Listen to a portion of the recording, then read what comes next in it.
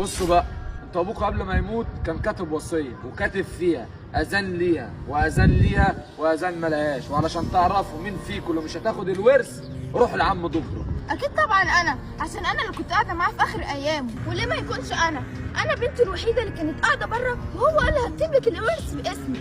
اكيد طبعا انا يا مولانا، عشان انا بصلي وبدعي ربنا ان الورث يكون بتاعي. لا اعلم من منكم سوف ياخذ الورث، عليكم بالذهاب مسرعا الى الشيخ ضفره. بص بقى يا بنت، عشان نغير الوصيه ونكتبها كلها باسمك هنطلع ابوك من التربه ونبصمه على الوصيه من اول وجديد، وكده تبقى الوصيه كلها باسمك.